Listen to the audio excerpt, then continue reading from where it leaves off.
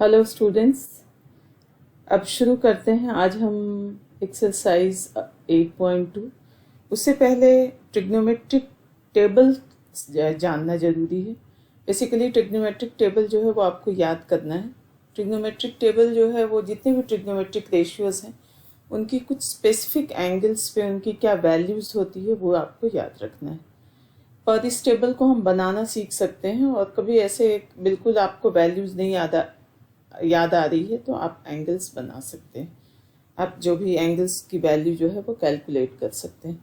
तो देखिए यहाँ ट्रिग्नोमेट्रिक रेशियोज़ के लिए यहाँ मैंने एक टेबल बनाया है जिसमें एक तरफ ट्रिग्नोमेट्रिक रेशियोज़ लिखे हैं और इस तरफ कुछ स्पेसिफिक एंगल्स। हम आपके जो सिलेबस में जो एंगल्स की वैल्यू पूछी जाएगी वो यही कुछ एंगल्स हैं। वो एंगल्स हैं 0 डिग्री, 30 डिग्री, 45 डिग्री, 60 डिग्री और 90 डिग्री। यानी साइन 0, साइन 30, साइन 45 या कॉस 35, इस तरह की वैल्यूज़ को आपको याद रखना है।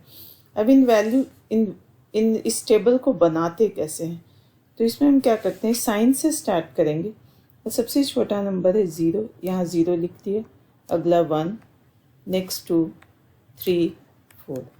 ठीक है, 4 जो है वो सबसे बड़ा नंबर है, तो सारे नंबर्स को हमने 4 से डिवाइड कर दिया। और उसके बाद हम इसका स्क्वायर रूट ले लेंगे। जो भी हमने लिखा हुआ है अभी तक, जो भी है सबका स्क्वायर रूट साइन सब में लगा दिया। ओके, अब 0/4 ये हो गया 0, और 0 का स्क्वायर रूट क्या हो गया 0। इसका मतलब साइन 0 डिग्री की वैल्यू हो गई 0। यहाँ देखिए ऑलरेडी है 30 डिग्री में 1/4 सिंपलेस्ट फॉर्म में है, तो 1 का स्क्वायर रूट 1 और 4 का स्क्वायर रूट 2।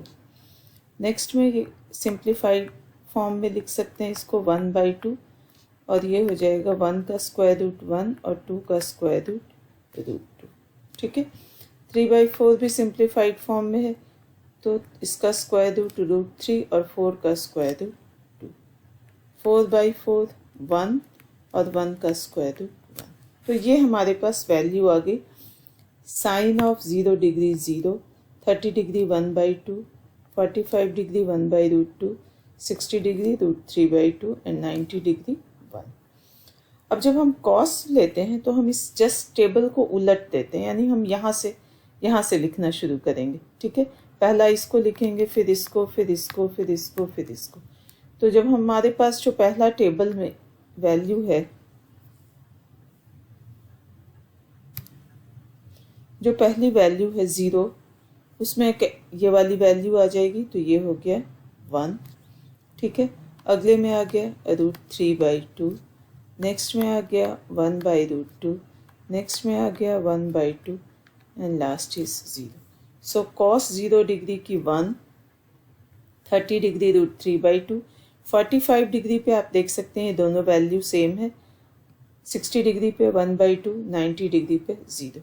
अब tan के लिए आपको याद होगा कि tan का रिलेशन होता है sine theta upon cos theta.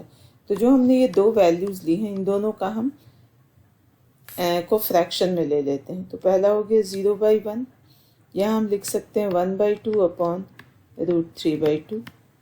यहाँ हो गया 1/√2 अपॉन 1/√2। नेक्स्ट हो गया √3/2 अपॉन 1/2 एंड लास्ट इज 1/0। अब इसकी वैल्यू देखते हैं। 0/1 विल बी 0, ये सिंप्लीफाई होकर 1/√3 हो जाएगा। ये दोनों सेम है तो 1 की वैल्यू हो गई √3, और ये 1/0। किसी भी डिनोमिनेटर में जब नंबर 0 हो तो वो टर्म होता है नॉट डिफाइंड। ND जो मैंने शॉर्ट में लिखा है, इसका मतलब है नॉट डिफाइंड।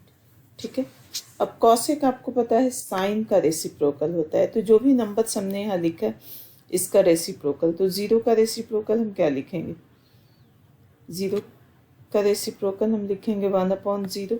बेसिकली 0 को हम 0/1 लिख सकते हैं ना, तो इसका रेसिप्रोकल हो गया 1/0। इसका रेसिप्रोकल हो गया 2/1, √2/1, this is 2/√3 and this is 1 का रेसिप्रोकल 1/1। तो फिर ये नंबर्स जो हैं ये फिर से आ गया नॉट डिफाइंड, इसकी वैल्यू हो गई 2, इसकी वैल्यू हो गई √2, ये हो गया 2/√3 ही रहेगा, और ये हो गया 1। ठीक है, सेक में फिर हम जैसे हमने कॉस का किया था इसको हम चेंज कर देंगे, उल्टा कर देंगे। तो यहाँ से स्टार्ट करते हैं 1, अगला नंबर है 2/√3, अगला है √2, next is 2 and this is not defined. ठीक है, कॉट जो है वो tan का रेसिप्रोकल होता है, तो जो tan की हमने वैल्यू लिखी है इसी को हम रेसिप्रोकल करते हैं। तो पहला नंबर हो जाएगा 1/0। ठीक है, ये हो गया √3/1, ये 1 का रेसिप्रोकल 1, दिस इज़ 1/√3, और ये हो गया 0/1। ये फिर से आ गया नॉट डिफाइंड, ये आ गया √3, दिस इज़ 1, ये 1/√3 रहेगा, और ये हो गया 0। अब देखो ये सारा टेबल जो है वो बनाना बहुत ही आसान है, पर जब क्वेश्चंस करेंगे तो आप कोशिश करेंगे कि बार बार टेबल्स को पलट के ना देखें। जब आप रिकॉल करोगे, थोड़ा सा दिमाग में रखोगे, तो वैल्यूज़ आसानी से याद हो जाएगी, क्योंकि ये पॉसिबल नहीं है, प्रैक्टिकल बात नहीं है कि हम एग्ज़ाम में जो है वो एक क्वेश्चन या 2 क्वेश्चन के लिए टेबल बनाएं और फिर उससे वैल्यू रखें। ठीक है, तो टेबल याद रख लोगे तो ज़्यादा अच्छा है। ज़्यादा अच्छा क्या, इनफैक्ट आपको टेबल याद रखना ही है, तो आप टेबल को याद कर लेंगे। चलिए एक्सरसाइज शुरू करते हैं 8.2। इसके देखो जितने भी क्वेश्चंस हैं आप देख सकते हैं इसमें वैल्यूज है। तो इस क्वेश्चन के 5 पार्ट्स हैं, मैं यहाँ पे सेकंड पार्ट और 5th पार्ट कर देती हूँ। सेकंड पार्ट देखिए, 2 tan² 45 degree plus cos² 30 degree minus sin² 60 degree. अब वैल्यूज़ जो हैं वो आपको रिकॉल करना पड़ेगा। tan 45 1 होता है, स्क्वायर है तो स्क्वायर, प्लस cos 30 डिग्री ये होता है √3/2 square, minus sin 60 degree √3/2 square. अब देखो ये टर्म और ये टर्म सेम है, कैंसिल हो गया, 2 × 1, so this is equal to. ठीक है, केवल वैल्यूज़ का है, वैल्यू रखना है और कैलकुलेट करना है। अब आ जाइए 5th part, 5 cos² 60 degree plus 4 sec² 30 degree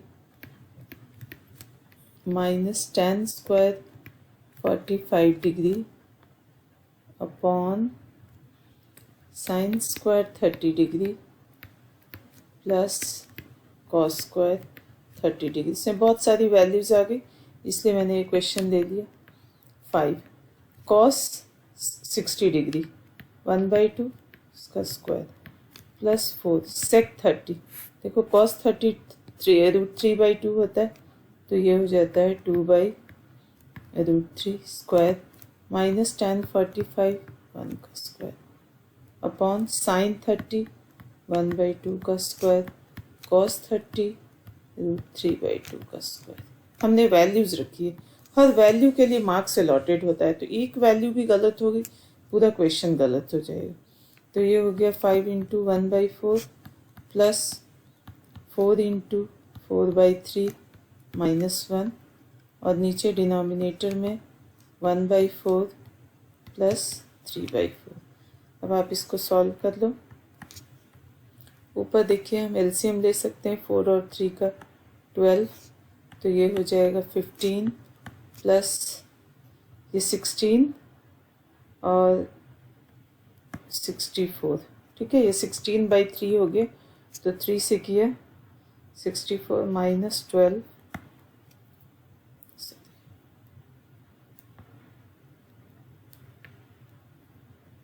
minus 12, और नीचे डिनोमिनेटर को लेंगे तो ये आ गया, इसको ऐड करोगे तो 67/12, और नीचे डिनोमिनेटर जो है वो 4/4 आ गया, 4/4, सो दिस इज 67/12, क्योंकि ये कैंसिल होके 1 हो गया। This is the answer. तो आप देख सकते हो कि जो भी एक्सरसाइज, जो भी क्वेश्चन है, इसमें सारी वैल्यूज़ का है। तो आप बाकी जो 3 क्वेश्चन मैंने छोड़े हैं, question second, third and fourth part, ये आप कर लेंगे। नेक्स्ट देखिए, करेक्ट ऑप्शन आपको बताना है, पर बेसिकली यहाँ पे भी कैलकुलेट ही करना है।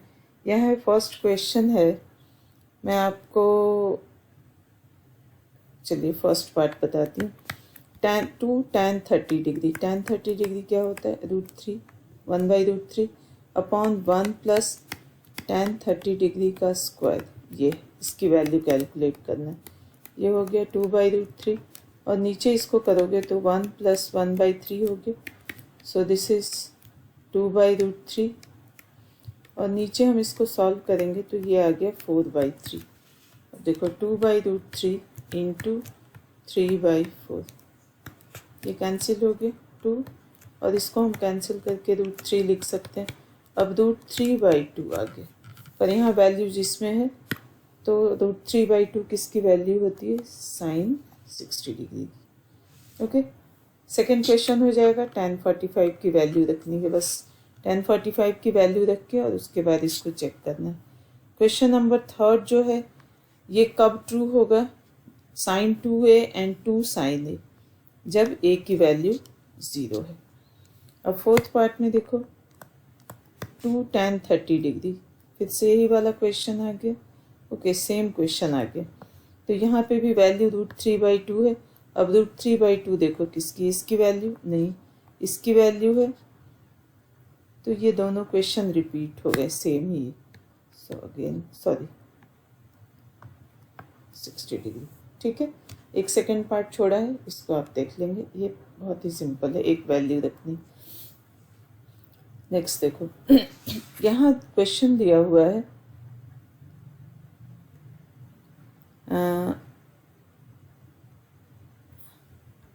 क्वेश्चन है tan a + b = √3। देखो जब भी यदि मान लो कि यहाँ लिखा हुआ है एक स्टेटमेंट हो कि tan a = tan 30 डिग्री, तो दैट मीन्स हम लिख सकते हैं कि एंगल a की वैल्यू 30 डिग्री। ये tan और tan कटता नहीं, इसको प्लीज़ ये काटने वाली गलती जो है वो मत करना। तो ये तब भी हम इक्वेट कर सकते हैं जब यहाँ ये दोनों ट्रिग्नोमेट्रिक रेशियो सेम हो। तो इस कॉन्सेप्ट को हम यूज़ करते हैं यहाँ पे, tan a + b = √3 है। अब √3 कब होता है, tan ऑफ 60 डिग्री पे, तो इससे हम लिख सकते हैं a + b = 60 डिग्री। एक स्टेटमेंट बन गई।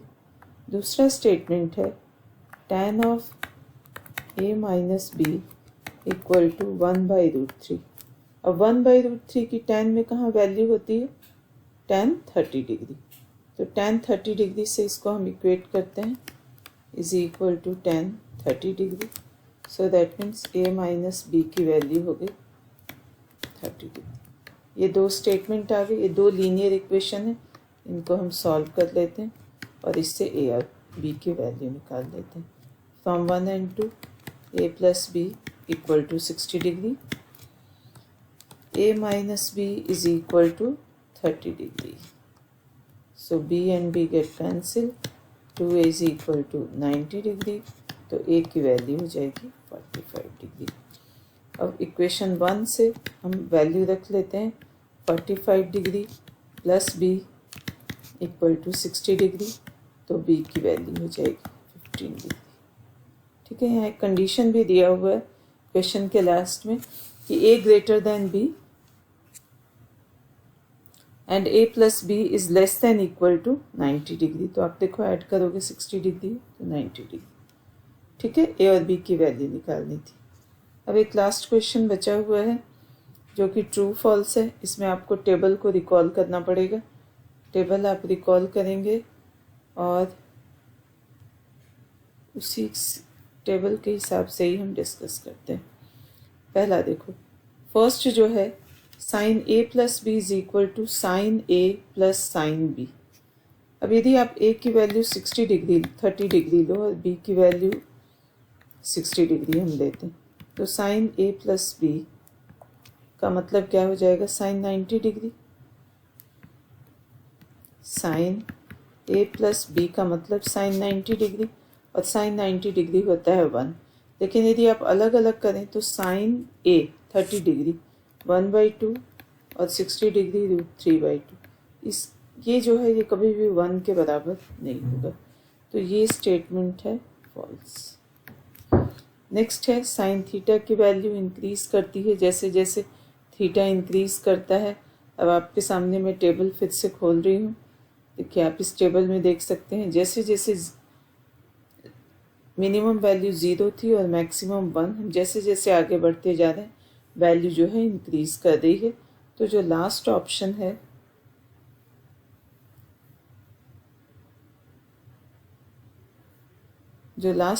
है ये हो जाएगा ट्रू।